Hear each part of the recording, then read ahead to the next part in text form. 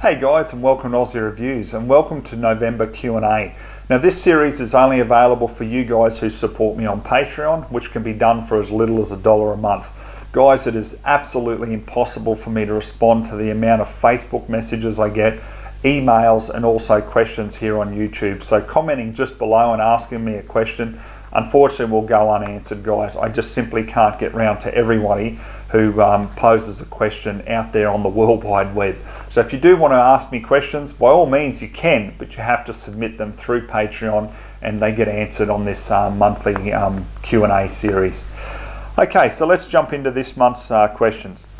Okay, so the first question here is from Fred, and he says, "G'day Ozzie, I just started going into state forest hunting and love it. Is there an outfit that really makes a difference in being seen by deer, goats, etc.? And also, are there any chemicals to spray around the camp to stop unwanted intruders, such as snakes?"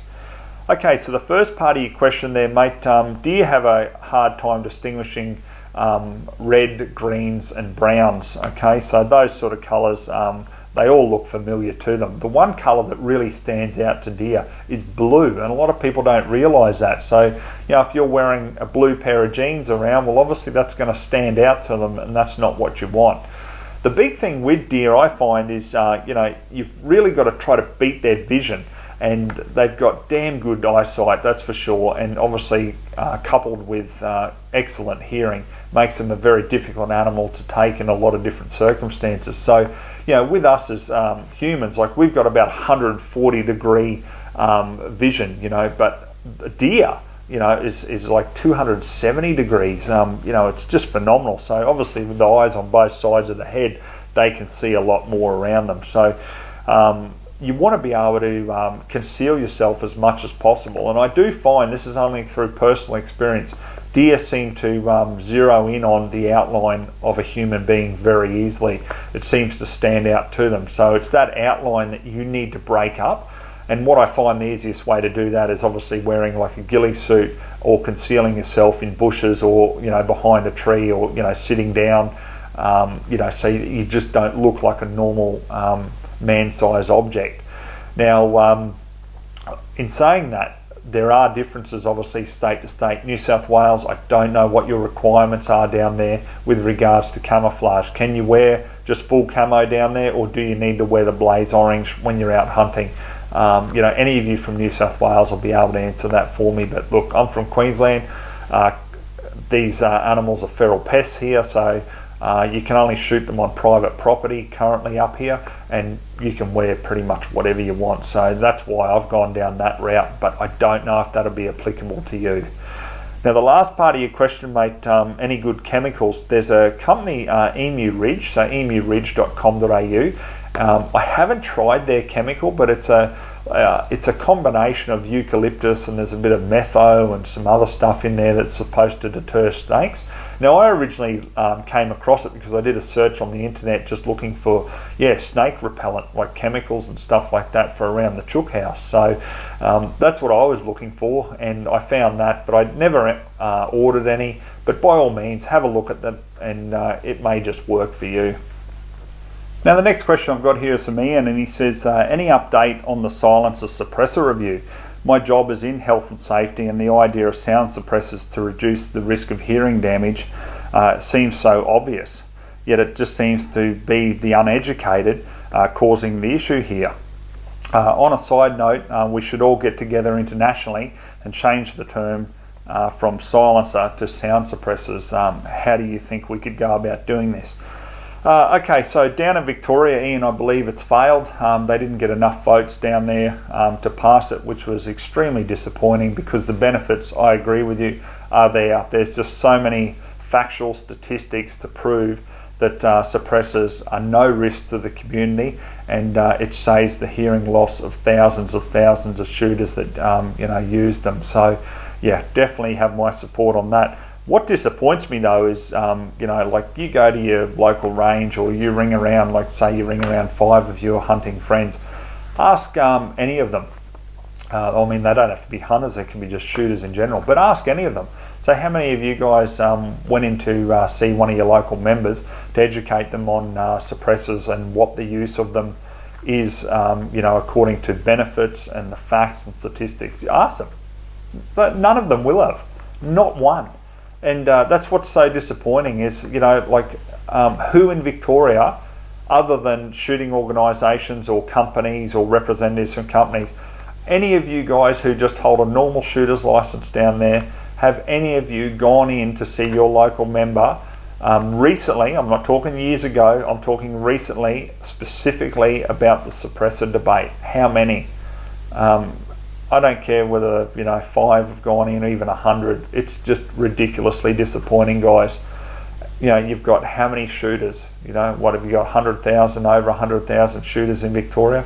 There should be at least 10,000 of those shooters across Victoria having gone into their local member to sit down and have a chat with them about this issue. Don't have to be yelling, screaming. We don't have to. The facts are simply there to support us. So that's what needs to be taken in with you, and you need to just educate the politicians on it. That's what it comes down to. Until shooters actually start doing that, we won't get any changes whatsoever. And that's what needs to be done in my view. So to answer the last part of your question here, Ian, the same thing about the changing of silencers to sound suppressors or moderators, just not going to happen.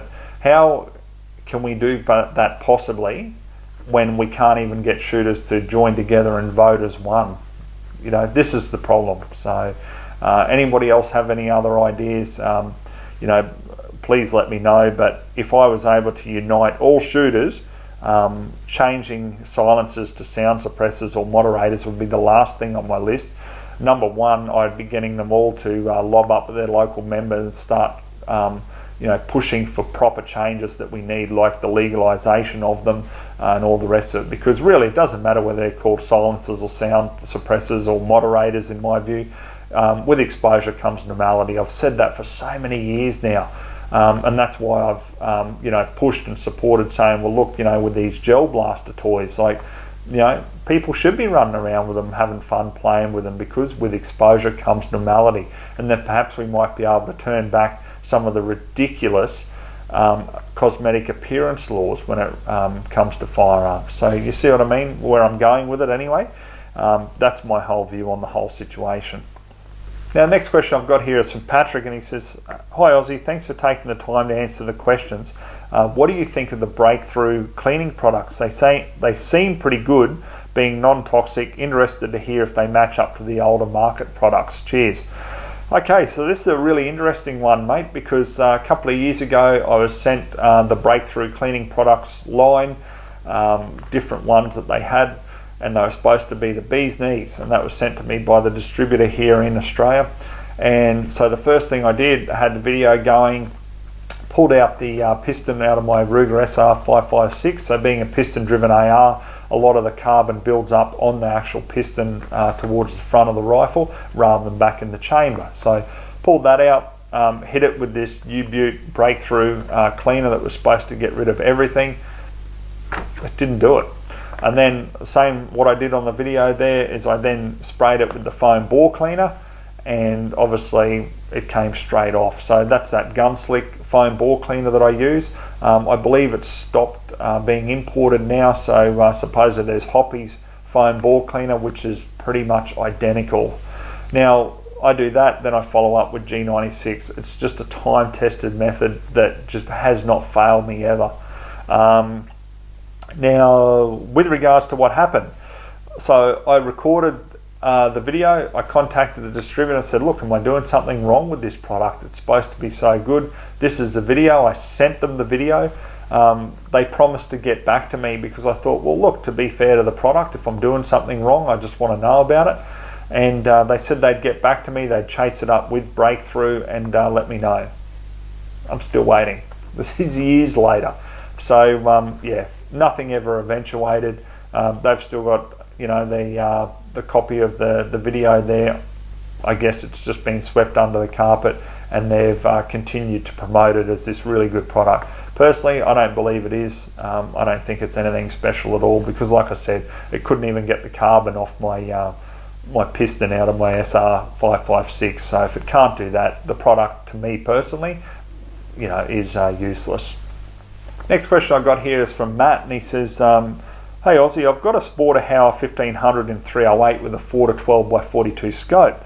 I mainly use it for hunting, but I'd like to do some long range shooting for a bit of skills practice and fun. How far do you think that I'd be able to shoot a gong with this setup? Would a kilometre be out of the question? Okay, I certainly wouldn't like to be standing a kilometre away, mate, if you are shooting with a Sporter 308. It's certainly going to get up there. It's not going to make any difference whether you have a Sporter barrel or a very heavy tactical varmint type barrel that's designed specifically for long range shooting, because at the end of the day it's the caliber that's going to make the difference in being able to get out there. Now, where these differences of a Sporter barrel versus varmint barrel come into play is two things. One is the recoil. If you've got a lightweight Sporter rifle, you're going to feel the recoil a lot more. So if you're lying obviously prone and you fire a fair few shots with the 308, you're going to start to feel it in the shoulder. There's no two ways about it. You may want to put a muzzle brake on it, but then obviously you're going to substantially increase the noise of it as well. And number two is obviously with the lightweight barrel is the barrel heat. You're going to heat up that barrel, and once you heat it up, and I mean look, every barrel will get hot. It just takes longer for a lot of the varmint type ones to heat up. But the Sporter barrels, once they heat right up and you start running it red hot, well, what's going to happen is your accuracy will suffer. Okay, so you just need to be very aware of that and just let it cool down before you start taking some more shots. The big thing though to get out to that distance is, I don't know what sort of scope you've got here, as in brand. So you've said 4 to 12 by 42, so I'm not too sure what sort of scope it is. But mate, look, if you've got a 168 grain match round sighted at 100 yards, with 308, depending on obviously environment and so forth, you're going to have about 416 inches of drop at 1,000 yards. So at a kilometre, that's going to be a little bit more, so maybe about 450 inches of drop. That's pretty substantial. So you need to have a scope that has well over 11 mils of adjustment, or 40 MOA of adjustment, in the elevation I'm talking about, that can get you out there. So when you line that crosshair up with the target there at 1,000, it's actually going to hit that target and not drop short. You need enough elevation in your actual optic for that to happen. Now, those of you who saw my Lithgow 308 review, I had a Trijicon 3 to 9 by 40 scope there, and I shot out at at over 1,000 yards with it, so basically at a kilometre. Now, I even mentioned in that video that I ran out of elevation and I had to aim another sort of 25, 30 yards up the track for it to be on target there at 1,000. So that's a big thing. You don't really want to have to do that. So another way around it, mate, might be to get like a 20 or 30 MOA rail for your Howa, because obviously that's going to give you that extra elevation so you can be on target at that long range. But then obviously closer range too, you can still be on target there, provided you've got enough adjustment in your scope. So yeah, without knowing what brand your scope is, I can't give you a definitive answer, but that's definitely the things that you would have to keep in mind and just be aware of. Now, next question I got here is from Anthony. He says, hey Ozzie, I hope you, Mrs. Ozzie and Coops are all well. Yes mate, we're doing just fine, thank you. Your re-barreled Lithgow 223, how's it shooting? Does it like the same or different ammo? Could you please run your thoughts of your ballistic analysis report and comment on the results?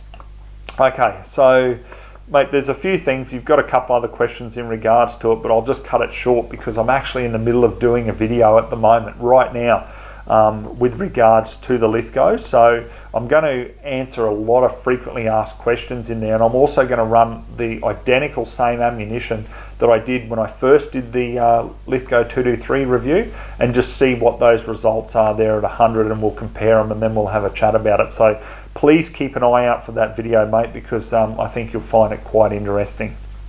Now the next question I got here is from Toby.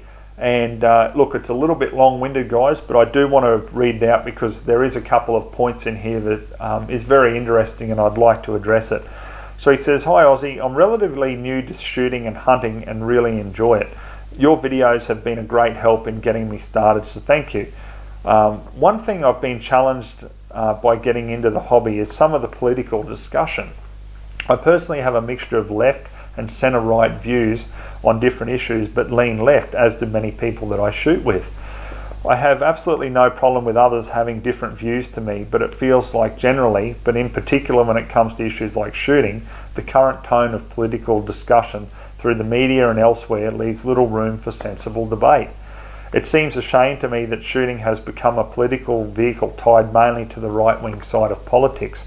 As history has shown, for example, with the LNP banning semi-autos and the current Victoria Labor government opening up large amounts of national park land for hunting, a party's stance on economical or social issues may not necessarily determine how they will behave with regard to specific issues like shooting.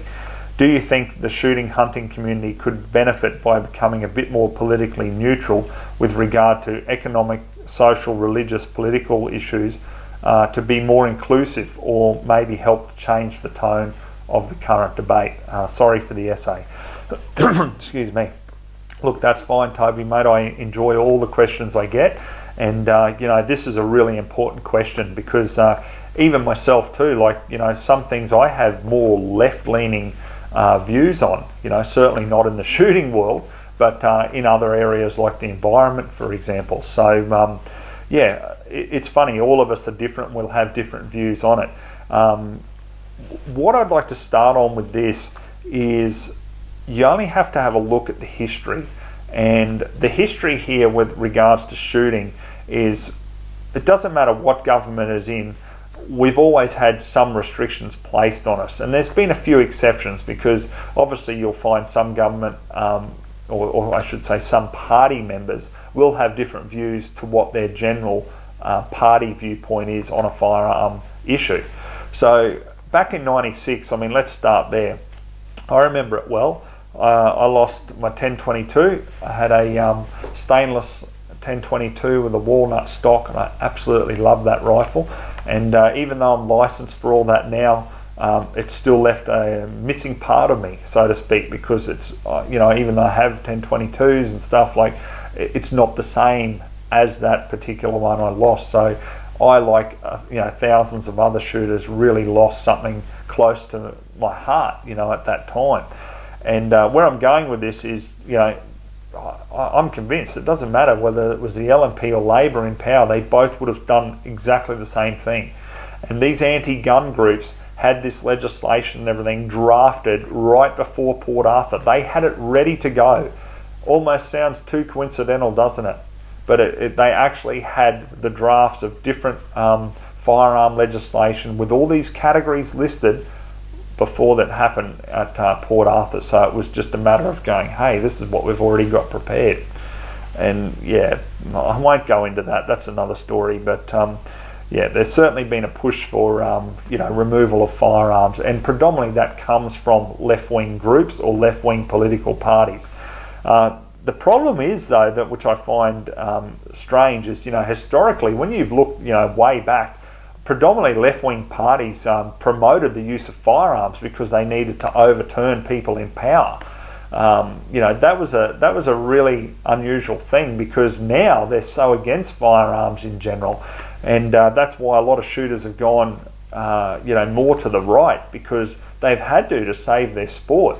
Now, here in Queensland, like the Labor Party, for example, welcomed the lever action shotgun ban. Did any of it make sense? No, absolutely none of it.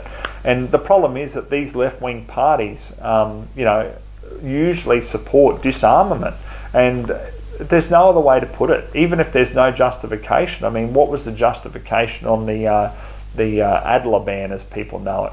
It was Man Monis using, he was unlicensed, using unregistered pump-action shotgun, which is prohibited, for sports, target, recreational use in general. So, they used that and manipulated it, because it was Jackie Trad, the deputy leader of the Labor Party here, who made the big statement saying, because of the coronial inquest into the Sydney siege, it was recommended that lever action shotguns be prohibited or restricted. Where did it say that? It didn't, and she's there saying it. And no one got to have a voice, no one got to question her about it. The media certainly didn't, and predominantly the media are driven by the left as well. So that's why there's this growing resentment for the left, in my view, is because they don't want to play fair. It's either their way or the highway. And even now, you look at the LNP, and the LNP, a lot of members are very left there, and they just don't want to look at facts. They do not care. And the only people that are giving shooters a voice or saying, well, hey, we'll fight for you or stand up, are these political parties that are a bit smaller in numbers, but they're more right-wing. So, like One Nation, we've got the Katter Party. We've also got obviously the Liberal Democrats, which very much aren't a right-wing group, nor are they a left-wing group. They're a group, in my view, based on the principles of liberty. So, they'll have different views from different sides there without going into them. So, this is why I think there is more of a push for shooters to go more right-wing, because unfortunately the left-wing have just proven throughout history that they do not care about the facts. All they want to do is just increase restrictions as each year goes by. And unfortunately, guys, this is to all of you in general. Anyone who supports our gun laws, in my view, is a gun banner.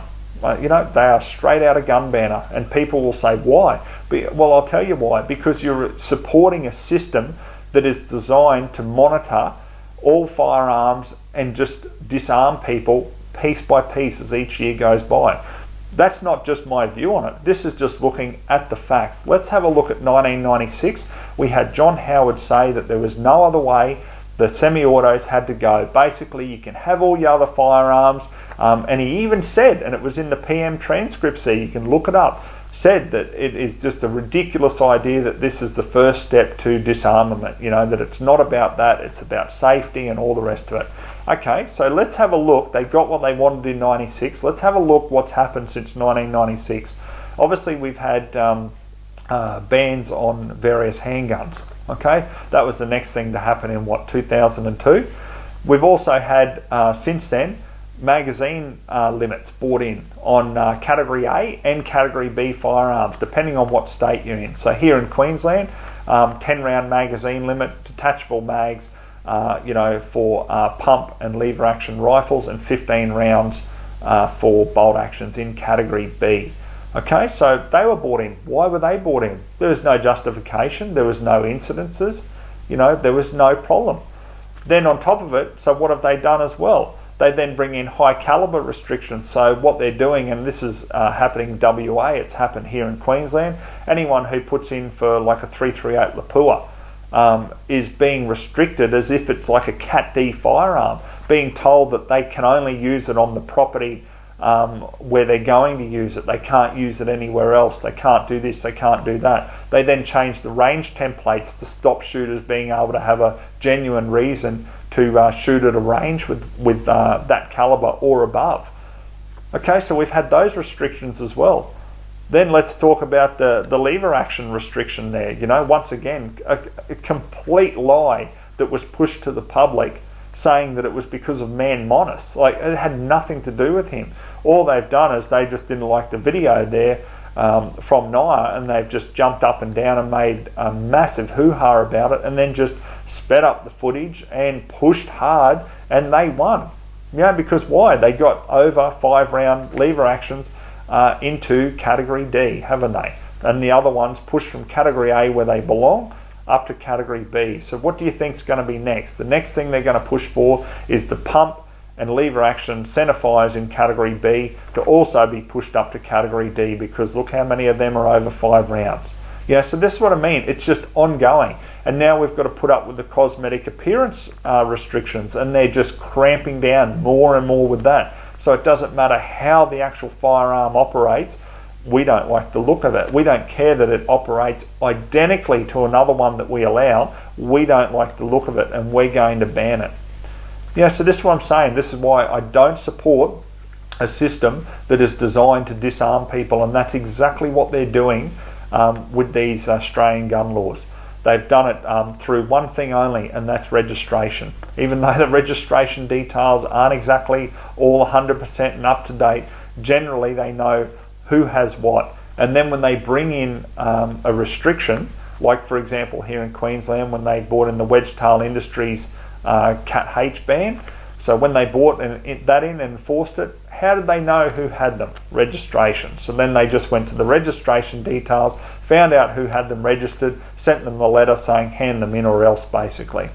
You know, same sort of thing with 338 Laputas. Look at WA. People with 338s, you know, and above, getting letters, show causes, and they're doing it all with registration. They're using these gun laws as building blocks to just chip away bit by bit. And if anyone doesn't believe me, just look back since 1996. Name one actual restriction that we've had lifted since 1996. There's none. You know, apart from administrative ones, like, you know, here in Queensland, we've extended licenses on A and B from 5 years to 10 years. That's about it. You know, what other restrictions have been lifted? You know, it's just really bad. And the sooner that shooters wake up to what's going on, I think we'll all be better off, in my view anyway. So, look, once again, a little bit of a rant there, Toby, but this is the way I see it. Like I said, I share some of the left views with regards to like conservation, environment. You know, I enjoy that sort of thing. I love nature and things like that. But when it comes to shooting, no way in hell will I ever vote for a major party again.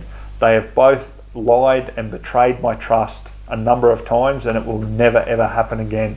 So from now on, unfortunately, Liberal Democrats, shooters, fishers and farmers, One Nation, if I've got the option for any of those sort of parties, that's the way I'll be voting, because I simply want to be able to hang on to my firearms and not have them deceitfully taken away from me through manipulation and lies, and that once again is backed by the left-wing media. So yeah, that's my thoughts on it. That's my personal view. So yeah, I'm sure you understand where I'm coming from there. Okay, so the next question I got here is from Preston. He says, "Hey Ozzie, love your videos. I'm pretty green in terms of shooting. Just got my first 22 Magnum and I love it. Normally I shoot foxes from the ute with the occasional day at the range. I'm looking at buying something in 243. It's a tough choice when on a budget of $1,000 for the rifle. I've got an old Leupold VX1 3 to 9x40 that I'm going to use. Do you think Mauser M18, Lithgow LA102 or Howa 1500? Ideally second hand. What should I look for when buying second hand? Thanks mate, Preston." Okay, well mate, honestly, yeah, the Howa is a great setup. You know, yeah, it's a budget setup, it's great. If you can get a Lithgow LA102, you'd have to be very careful and make sure that it's obviously one of the new LA102s in 243 that hasn't been recalled. Otherwise you're going to be waiting probably another 3 to 4 months, you know, for it to be rebarreled. So that'd be something you'd have to consider as well. As for second hand, mate, I'm very cautious when I purchase a firearm second hand, because usually there's a reason it's second hand. You know, it doesn't shoot straight, or they've had problems with it of some description, because if it was so good, why are they getting rid of it? I'm not saying all second-hand firearms are like that. That's just what goes through my mind when I first look at a second-hand rifle. So really what you want to have a look at here, mate, is what the weight of the firearm is, and marry that up with what your purpose is. You know, as I've discussed in my beginner series with, you know, choosing the correct centerfire rifle, yeah, that's what you really got to look at what you're doing. If you're just going to be you know, shooting foxes or something like that from a ute, well, you can afford to have something like maybe a Lithgow LA102 that's a little bit heavier, because you can put a bipod on it and it's not going to be a problem shooting from the back of a ute.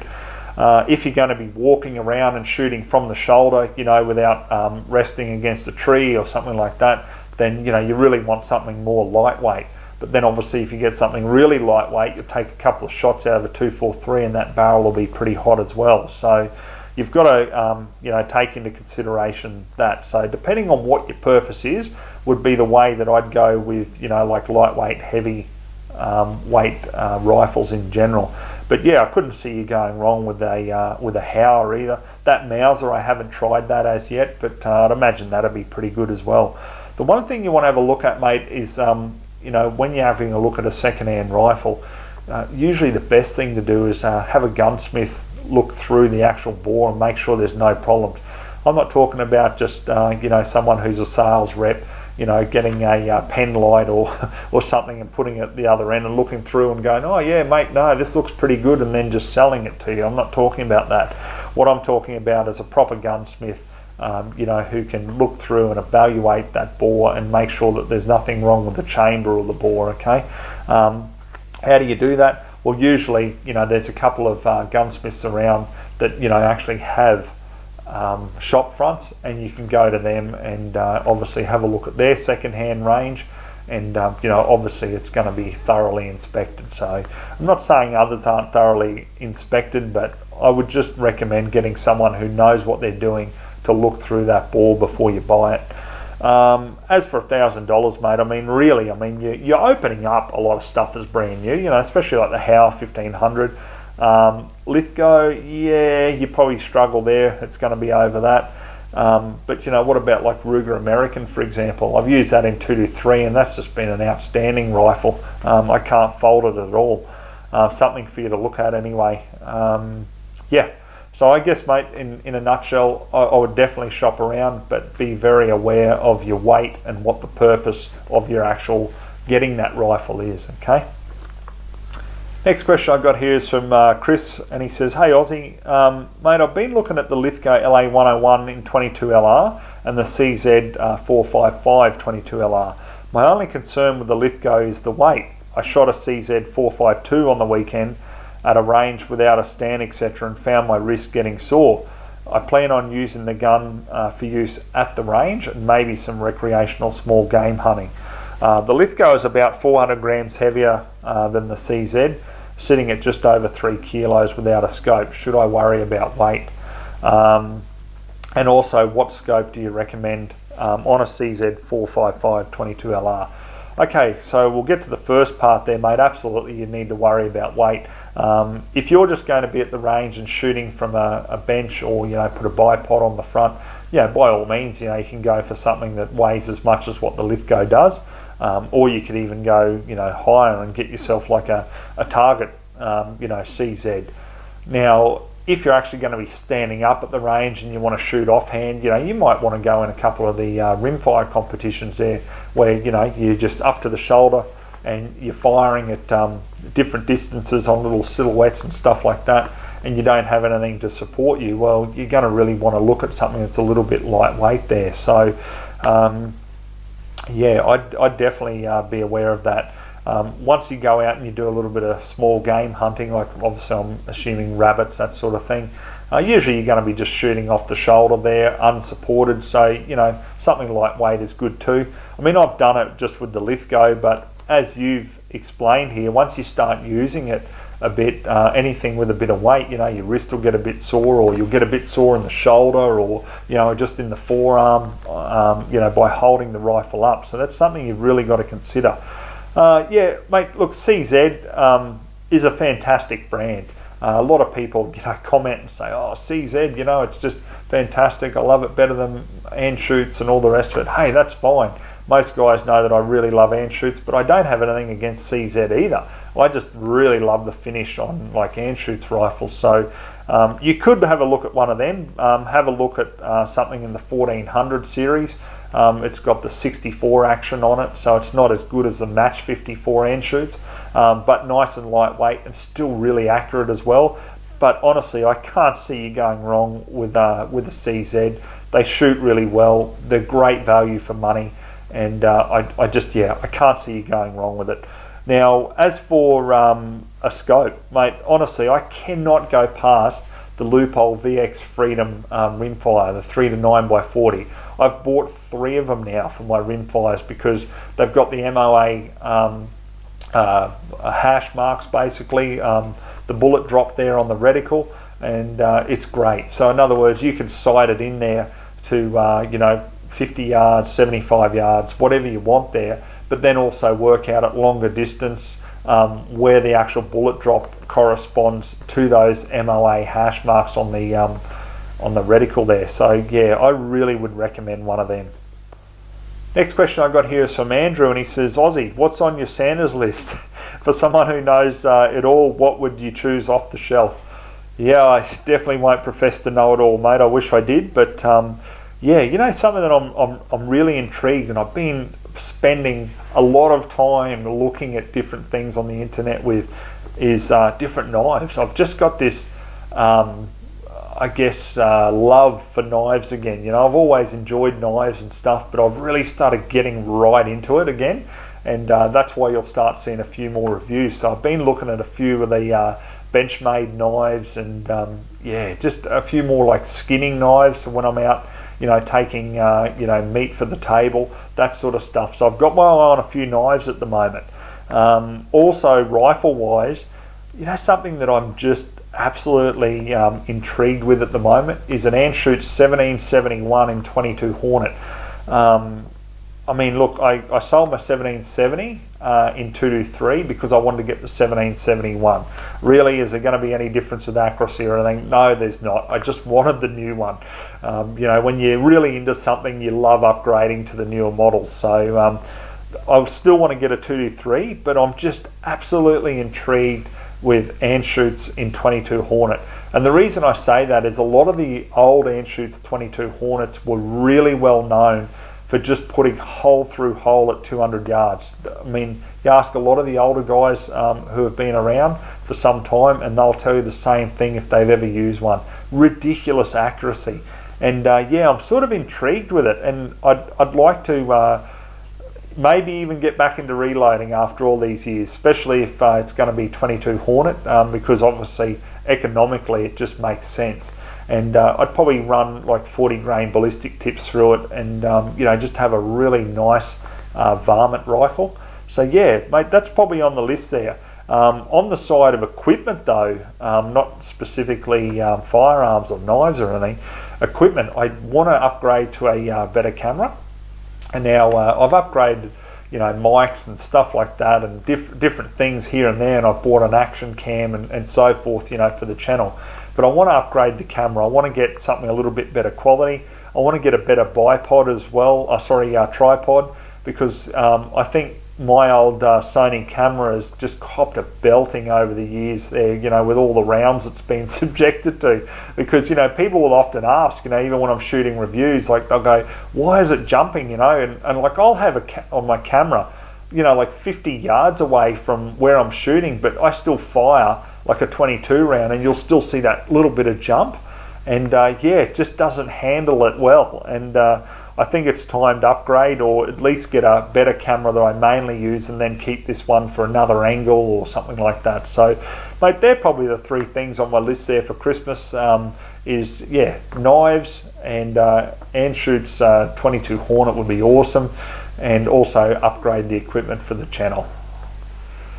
Okay guys, so that's it for this month's Q&A. Thanks very much for all your questions submitted.